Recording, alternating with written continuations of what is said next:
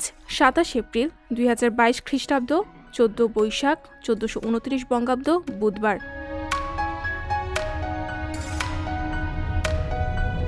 ১৯০৮ সালের ২৭ এপ্রিলের এই দিনে লন্ডনে আধুনিক যুগের অলিম্পিকের চতুর্থ আসরের পর্দা ওঠে।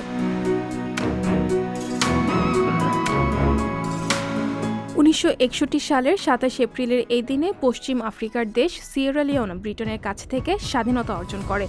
সিয়েরা লিওনের সাংবিধানিক নাম সিয়েরা লিওন প্রজাতন্ত্র।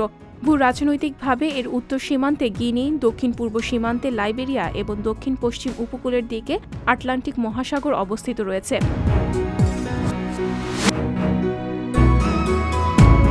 ১৯৮৯ সালের ২৭ এপ্রিল বাংলাদেশ প্রবল ঘূর্ণিঝড়ের কবলে পড়ে। এই ঘূর্ণিঝড়ে ৫০০ মানুষ নিহত হন। ১৯৩৬ সালের ২৭ এপ্রিলের এই দিনে বাংলাদেশি সমাজকর্মী ও বিশ্বের বৃহত্তম বেসরকারি সংগঠন ব্র্যাকের প্রতিষ্ঠাতা ও চেয়ারম্যান স্যার ফজলে হাসান আবেদ জন্ম নেন। হবিগঞ্জের বানিয়াচংয়ে তার জন্ম হয়। যুদ্ধবিধ্বস্ত বাংলাদেশ পুনর্গঠনে মানুষকে স্বাবলম্বী করার প্রয়াসে তিনি ১৯৭২ সালে Bangladesh rehabilitation assistants committee BRAC নামে কাজ শুরু করেন।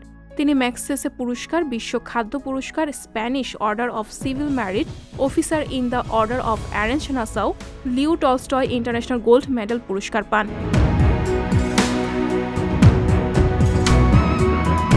১৯৬২ সালের ২৭ এপ্রিলের এই দিনে বাঙালি রাজনীতিবিদ এ.কে. ফজলুল হকের মৃত্যু হয়। রাজনৈতিক মহল এবং সাধারণ মানুষের কাছে তিনি হক সাহেব নামেও পরিচিত ছিলেন। তিনি ১৯৩৫ সালে কলকাতার মেয়র হন। ১৯৩৭ থেকে ১৯৪৩ সালে অবিভক্ত বাংলার প্রধানমন্ত্রীর দায়িত্বে ছিলেন তিনি।